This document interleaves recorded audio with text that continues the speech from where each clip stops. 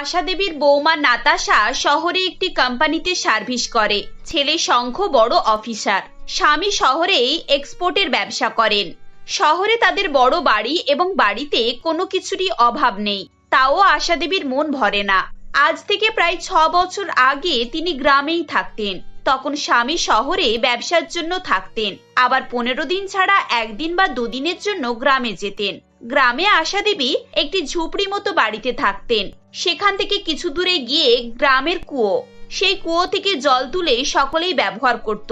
বিকেল বেলায় সবাই মিলে মাঠে গল্প করতে বের হতো। এইভাবেই তার দিন কাটতো। কিন্তু শহরে আসার পর তার এখানকার পরিবেশ, আবহাওয়া বা খাওয়া দাওয়া এসব কিছুই পছন্দ হয় না। তার উপর বছর খানেক হয়েছে ছেলের বিয়ে হয়েছে, বৌমার চাকরি করা এটাও তার খুব একটা পছন্দ নয়। এই নিয়ে বাড়িতে প্রায়ই অশান্তি লেগে থাকে। সকালবেলা ছেলের ঘরে দরজার কাছে গিয়ে চিৎকার করে বলেন, বৌমা, ও বৌমা, বলি দুপুর বেলায় উঠবে নাকি? যেমন পরিবেশ তেমন তার নিয়ম কানুন। বলি আমাদের বেলায় গ্রামের মুরগি হাঁক দেওয়ার আগেই না সব কাজকর্মে লেগে পড়তো। সকালে সূর্য ওঠার আগেই অর্ধেক কাজ সেরে স্নান করা হয়ে যেত। এখানকার বৌমাদেরকে দেখো, কোথায় সূর্য কোথায় মুরগি, নিজেদের ঘুমটাই আগে। বাড়িতে যে শ্বশুর শাশুড়ি আছে তাদেরকে যে একটু সকাল সকাল চা দিতে হবে, পুজো করতে হবে, সেসব কোনো ধান্দাই নেই। এসব শুনে শঙ্খ বাইরে বেরিয়ে আসে এবং তার মাকে বলে, মা, কি হয়েছে? কি সকাল সকাল দরজার সামনে দাঁড়িয়ে এভাবে গজগজ করছো কেন? তুমি কি একটু শান্তিতে ঘুমাতেও দেবে না? নাও, ইনি আবার চলে এলেন ঘুমের দেশের রাজা। বলি এখনো কি ঘুমানোর সময়? তোর বউ এখনো পড়ে পড়ে ঘুমাচ্ছে। যদি বলিস তাহলে ওনার জন্য আবার গরম গরম চা নিয়ে আসছি। দেখো মা, আমি জানি নাতাশা চাকরি করে, সারাদিন অফিস করে আসে। ঠিকঠাক ভাবে যদি ঘুম না হয় তাহলে কত কষ্ট হবে জানো? আর ও তো সময় মতো উঠে সব কাজ করে নেয়। তাহলে তোমার সমস্যাটা কোথায়? বাহ বাহ, ছেলের কথা শোনো। এখন মাকে শেখাতে এসেছে যে বউ কত পরিশ্রম করে। আমার বক্তব্য হচ্ছে, এত পরিশ্রমের দরকার কি? বাড়িতে তোর বাবা রোজগার করে, তুই রোজগার করিস, তাহলে ওকে অফিস যেতে হবে কেন শুনি? বাড়ির বউ কি সুন্দর করে সকাল সন্ধে মন্দিরে পুজো দেবে, শ্বশুর শাশুড়ির খেয়াল রাখবে, ভালো ভালো রান্না করে খাওয়াবে, তা নয় শুধু অফিস আর অফিস। দেখো মা, এটা গ্রাম না। নাতাশা একটা শিক্ষিত মেয়ে, ও নিজের পায়ে দাঁড়িয়েছে, এতে আমাদের গর্ব করা উচিত। আর তা না তুমি সারাক্ষণ তাকে বাড়ির কাজের জন্য খোঁটা দিচ্ছ। আরে বাবা, বাড়ির কাজকর্ম তো চাকর বাকররাও করতে পারবে নাকি? কিন্তু ও যা পজিশনে আছে ওখানে পৌঁছাতে অনেক পরিশ্রম লাগে, তুমি জানো? না না না না, আমি তো মূর্খ মানুষ, আমি আর এসব কি করে জানবো বল? এজন্যই তো বলেছিলাম এত শিক্ষিত মেয়ের সঙ্গে বিয়ে করিস না। গ্রামে সুবলের মেয়েটা কত ভালো ছিল বলতো। মাধ্যমিক পাশ করেনি তো কি হয়েছে, কাজকর্মে একেবারে পটু ছিল। ওই রকম বউ আনলে না বাড়ির অবস্থা ফিরে যেত। মা, তুমি কি বলছো রে? কি বলো তো, আস্তে কত বলো। নাতাশার এসব শুনে খুব শঙ্খ এভাবেই তার মাকে চুপ করায়, কিন্তু চুপ করার মহিলা তো তিনি নন। তিনি নানান রকম কথা বলতে বলতে সেখান থেকে চলে যান। এদিকে বাড়ির ভেতর থেকে নাতাশা বেরিয়ে আসে এবং শঙ্খকে বলে, দেখলে তো মা কিভাবে কথাবার্তা বলছে? মায়ের সমস্যা হলো আমি অফিস যাই, কাজ করি। আচ্ছা, এমন কিছু হতে পারে না যাতে এই সমস্যা থেকে সমাধান পাওয়া যায়? আজ 1 বছর হয়ে গেছে, এই সমস্যার কোনো সমাধান বেরোচ্ছে না। প্রত্যেক দিনের এই অশান্তি না আমার আর ভালো লাগছে না। খারাপ লাগবে, তুমি চিন্তা করো না। মায়ের কথা বাদ দাও আর নিজের কাজের দিকে ফোকাস করো। আচ্ছা, এক কাজ করলে হয় না? আমরা যদি বসকে বলি কিছুদিনের জন্য ওয়ার্ক ফ্রম হোম করে নি। এমনিতেও তো আমার অফিস যাওয়া নিয়ে মায়ের সমস্যা, আমি যদি অফিস না যাই তাহলে তো এই সমস্যা হওয়ার কথা নয়। এরপর নাতাশা তার বসকে ফোন করে এবং 1 মাসের জন্য ওয়ার্ক ফ্রম হোম অ্যাপ্লিকেশন করে। তার অ্যাপ্লিকেশন গ্র্যান্ট হয়ে যায় এবং নাতাশা পরের দিন থেকেই বাড়ি থেকে কাজকর্ম করা শুরু করে। সকালবেলা সে তার শাশুড়িকে চা করে দেয় এবং টেবিলে ব্রেকফাস্ট সাজিয়ে রাখে। চায়ে চুমুক দিয়ে আশা দেবী বলেন, ছি ছি ছি ছি ছি, এ তো চা হয়েছে, না কোনো গন্ধ আর না কোনো স্বাদ। জানি না বাপু কি ধরনের জিনিসপত্র দিয়ে চা তৈরি করো। কেন মা, চা পাতা কি নষ্ট হয়ে গেছে নাকি? না তো, চা তো বেশ ভালোই লাগছে খেতে। আরে ঘোড়ার ডিম ভালো লাগছে, আমি তো বলছি চা একেবারে ভালো হয়নি। আমাদের গ্রামে জলে কত সুন্দর চা হতো, সেখানকার খাবারের ব্যাপারই আলাদা। চা জল যেন সবকিছুই অমৃত ছিল, আর এখানকার তো খাবার জলটাও যেন অপরিষ্কার অশুদ্ধ। জানি না বাপু কিসব ওষুধ দেওয়া জল আসে। আরে বাবা, প্রকৃতির বুক থেকে জল খাবো, বিশুদ্ধ জল খাবো, তা নয় শহরে এসে এইসব উল্টো পাল্টা জিনিস খাওয়া হচ্ছে। নাতাশা তার শাশুড়ির অভ্যাস জানতো, তাই সে আর কিছু না বলে নিজের কাজে চলে যায়। দুপুরে খাওয়ার সময় নাতাশা লাঞ্চ ব্রেক নেয় এবং তার শাশুড়িকে খাবার বেড়ে দেয় এবং খাবার মুখে দিয়ে আশা দেবী বলেন, বৌমা, এটা কি বানিয়েছো গো? ডালটা তো ভালো করে সেদ্ধ হয়নি, তার উপরে রান্নার কোনো সুগন্ধও নেই, রংটাও ভালো হয়নি। খাবারের রং, গন্ধ এগুলোই তো মূল। এই তো ভেজাল মশলা, ভেজাল শাকসবজি, এর আবার কি রং আর গন্ধ হবে? খাবার তো হতো আমাদের গ্রামে, মাঠ থেকে চাষিরা টাটকা সবজি তুলে এনে দিত, আর সেই সবজি দিয়ে প্রত্যেক দিন রান্না হতো। আহা, তার যে কি স্বাদ, এখনো যেন মুখে লেগে আছে। এখানকার খাবারগুলো দেখো, যেন বাসি আর পচা। এভাবেই আশা দেবী উঠতে বসতে সারাক্ষণ গ্রামের গল্প করে যেতেন এবং শহরের সঙ্গে তার তুলনা করে যেতেন। বাড়ির সবাই তার এই অভ্যেসের জন্য বিরক্ত হয়ে উঠত, কারণ তিনি কখনোই কোনো পরিস্থিতিতে সন্তুষ্ট ছিলেন না। এভাবেই দিন কাটতে থাকে।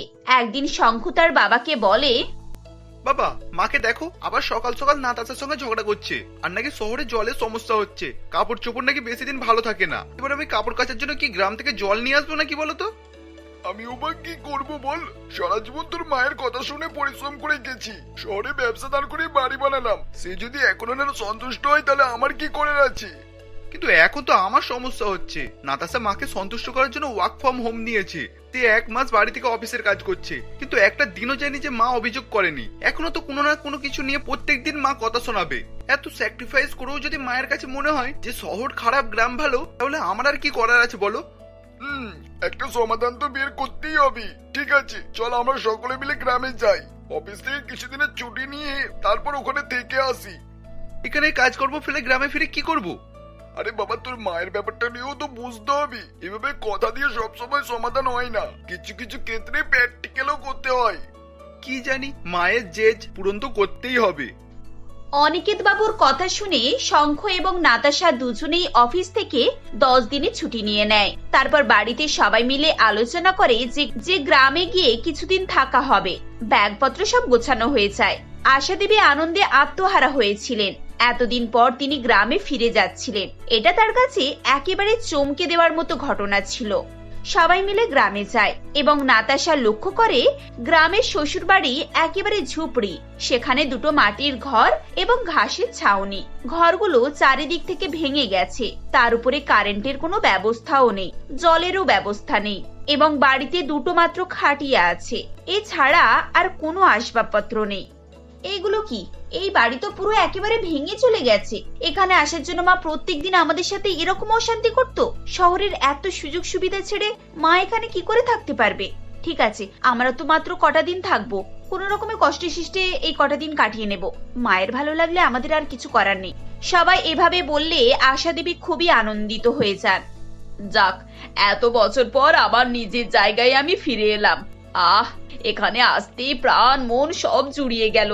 কি শান্তি, কি শান্তি!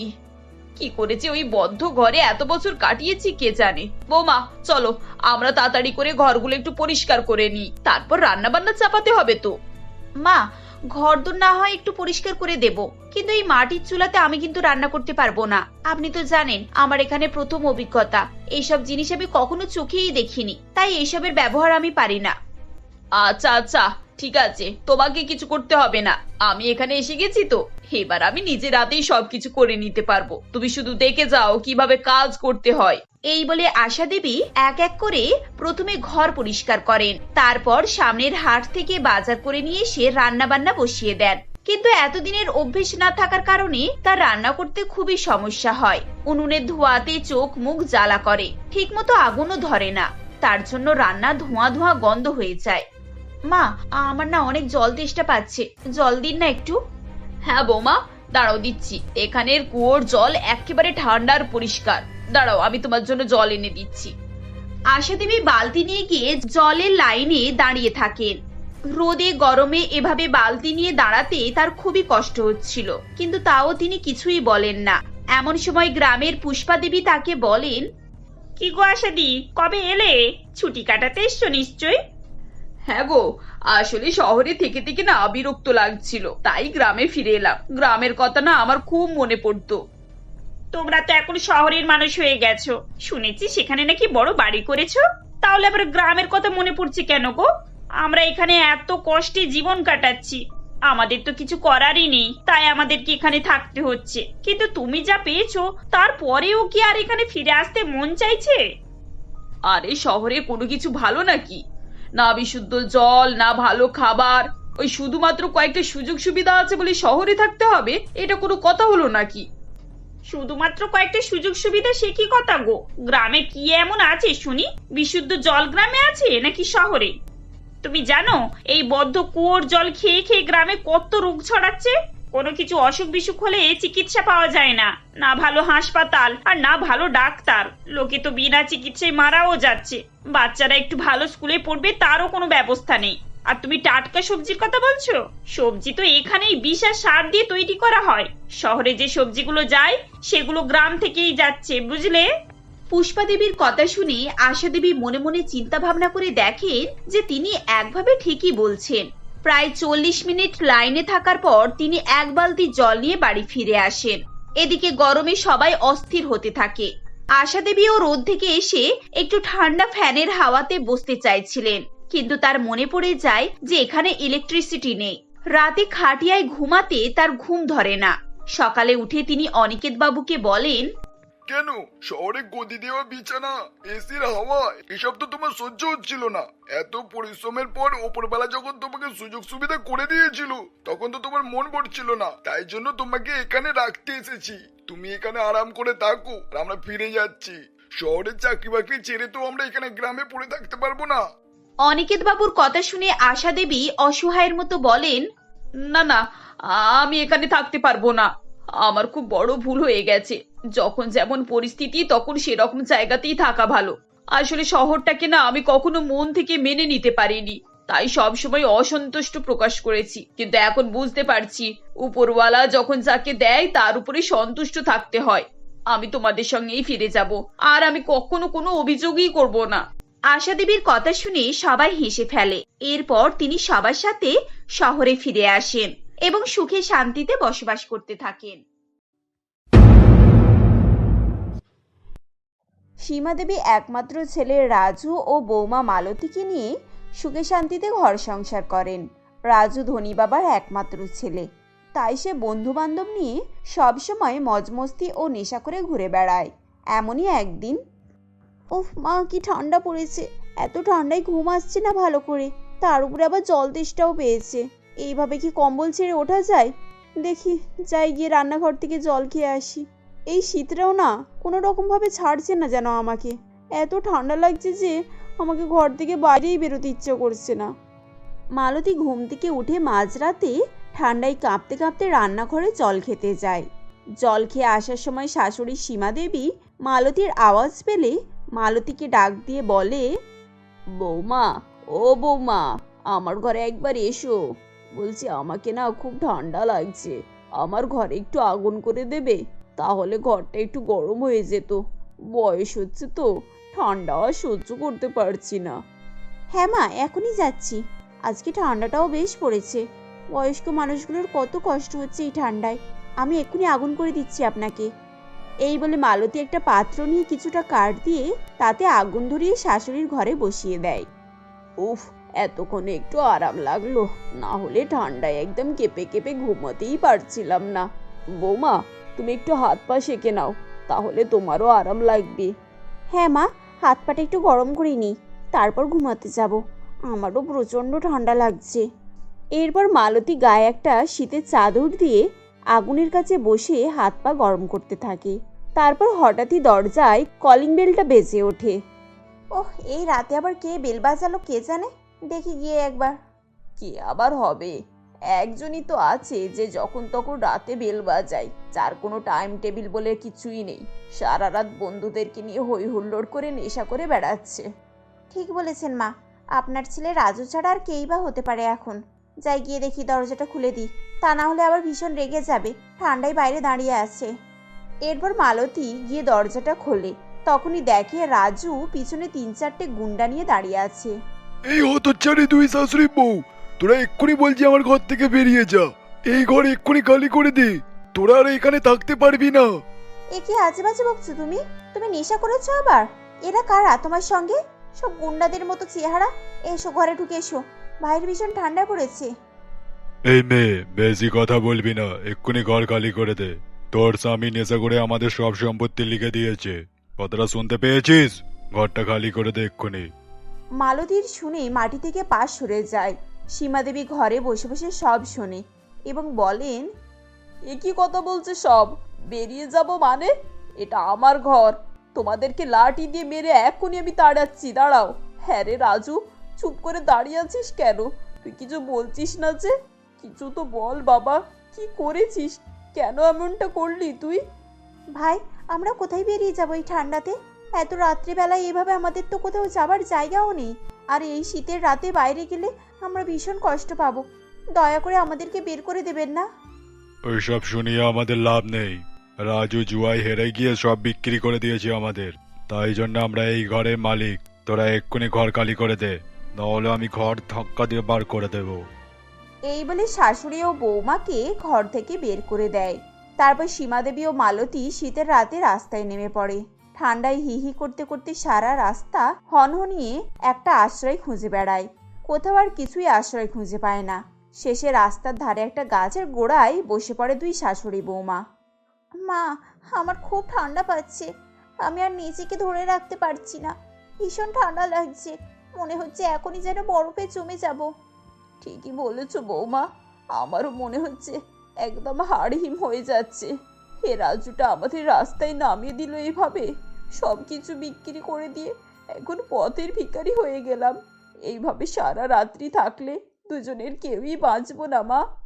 এইভাবে দুজনে ঠান্ডায় কাঁপতে কাঁপতে বসে বসে ভাবে। ঠিক তখনই গাছটার ওপাশ থেকে একটা সাধু বের হয়। তোমরা কিছু চিন্তা করো না, আমার কাছে একটা এমন জিনিস আছে এই ঠান্ডার হাত থেকে বাঁচিয়ে নেবে।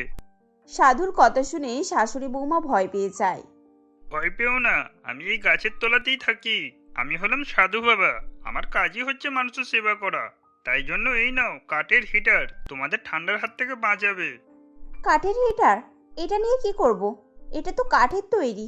জ্বালালেই যদি পুড়ে ছাই হয়ে যায় তখন কি হবে? ভয় পেও না, এতে আগুন জ্বালালেই এই চলবে। এমন ভাবে বানানো আছে যতই আগুন জ্বলুক না কেন এটা পুড়বে না। এটা তোমাদের কাছে রাখো, এটা তোমাদের কাজে লাগবে।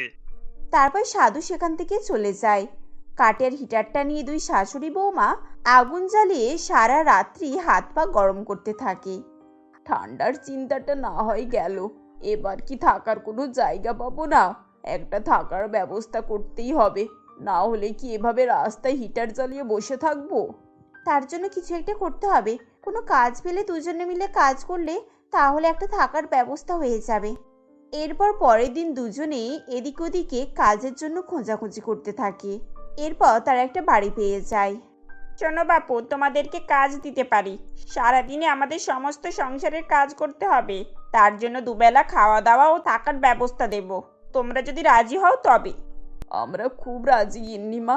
আমরা দুই শাশুড়ি বৌমা মিলে তোমার সমস্ত সংসারের কাজ করে দেব। তুমি আমাদের কাজটা দাও। তবে একটা শর্ত আছে, আমি মাসের শেষেই মাইনে দেব। তার মাঝে কিন্তু টাকা চাইলে আমি মাইনে থেকে কেটে নেব। কোনো অসুবিধা নেই গিন্নিমা, আমরা মাসের আগে মাইনে চাইবো না। আমাদেরকে শুধু থাকার একটা ব্যবস্থা করে দিন। এরপর তারা ওই বাড়িতেই সংসারের সমস্ত কাজ করে। সেখানেই খাওয়া দাওয়া করে দুই শাশুড়ি বৌমা মিলে থাকে। কাজের শেষে ঠান্ডায় তারা কাঠের হিটার জ্বালিয়ে হাত পা গরম করতে থাকে। এই কাঠের হিটারটা ছিল বলে আমরা বেঁচে গেলাম এই ঠান্ডাতে। ভাগ্যিস এই হিটারটা আগুনের সাহায্যে জ্বলে। এরকম চমৎকার কি কখনো দেখা যায়? সত্যি মা, হিটারটা পেয়েছিলাম বলে তবু তো হাত পা গরম করতে পারছি। না হলে কি হতো বলুন তো? ঠান্ডায় একেবারে জমে যেতাম। আর কারেন্টে চলে গিয়ে জ্বালাতে পারতাম, তাহলে গিন্নিমাই কত বকাবকি করতো। আগুন ধরালেই জলে বলে রেহাই। এভাবেই দুই শাশুড়ি বৌমা মিলে কথা বলতে থাকে আর হাত পা হিটারে গরম করতে থাকে। তাদের দুজনের কথা গিন্নিমা আড়াল থেকে শুনতে পেয়ে যায় এবং মনে মনে ভাবে, এই কাঠের হিটারটা যদি আমি পাই তাহলে অনেক টাকায় বিক্রি করতে পারবো। যেমন করে হোক আমাকে হিটারটা পেতেই হবে। আগুন জ্বালালেই হিটার জ্বলে, এ তো চোখেই দেখা যায় না। বাজারে বিক্রি করলে অনেক টাকা পাওয়া যাবে। এরপর রাতের বেলায় মালতী সীমাদেবী যখন গভীর নিদ্রায় আচ্ছন্ন, ঠিক তখনই গিন্নিমা ধীরে ধীরে হিটারের কাছে গিয়ে হিটারটিকে হাত দিয়ে তুলতে যাবে কি তখনই গিন্নিমার হাত পুড়ে ছাই হয়ে যায়। বাবা গো, মা গো, মরে গেলাম। আমার হাত জ্বলে ছাই হয়ে গেল। গিন্নিমার যন্ত্রণায় এভাবেই চিৎকার করতে থাকে। ঠিক তখনই মালতী ও তার শাশুড়ির ঘুম ভেঙে যায় এবং তারা দেখে গিন্নিমার দুহাত জ্বলে গেছে এবং তিনি ছটফট করছে। এ কি গিন্নিমা, আপনার হাত তো পুরো ছাই হয়ে গিয়েছে, এমনটা কি করে হলো? আসলে আমার ঠান্ডা একটু চা খেতে ইচ্ছা করছিল, তাই আমি গ্যাস জ্বালিয়ে চা করতে যাচ্ছিলাম। আমি তো সংসারের কাজ কোনোদিন করিনি, তাই গ্যাসটা জ্বালাতেই আমার দুটো হাত পুড়ে গেল। আপনি এ কি করলেন? আমাকে তো একবার বলতে পারতেন, আমি চা করে দিতাম। আপনার হাত তো একদম পুড়ে ছাই হয়ে গেল। এখানে বসুন, আপনার হাতে মলম লাগিয়ে দিই। এরপর মালতী ও তার শাশুড়ি মিলে গিন্নিমার হাতে মলম লাগিয়ে দেয়। তারপর গিন্নিমাকে নিজের ঘরে দিয়ে আসে। আমি আর কোনোদিন ওই হিটারে হাত দিতে যাব না বাবা। আমি চুরি করতে গিয়েছিলাম বলে আমার এত বড় শাস্তি হলো। ভগবান আমাকে ক্ষমা করে দাও, আমি আর এরকম কাজ করব না। গরিবের জিনিস নিতে গিয়েই আমার এই অবস্থা হয়ে গেল। তারপর মালতী চা করে নিয়ে এসে গিন্নিমাকে দেয়। গিন্নিমা চা খেয়ে মালতী ও তার শাশুড়িকে বলে, তোমরা খুব ভালো মানুষ। আজ আমার বিপদে তোমরা যদি না পাশে থাকতে, তাহলে হয়তো আমি একাই পড়ে থাকতাম। আমার আর কে আছে বলো? আজ থেকে তোমরা আমার নিজের লোক। এবার থেকে আমরা তিনজনে মিলেমিশে একসঙ্গে থাকবো। এরপর তারা মিলেমিশে একসঙ্গে তিনজনে বসবাস করতে থাকে।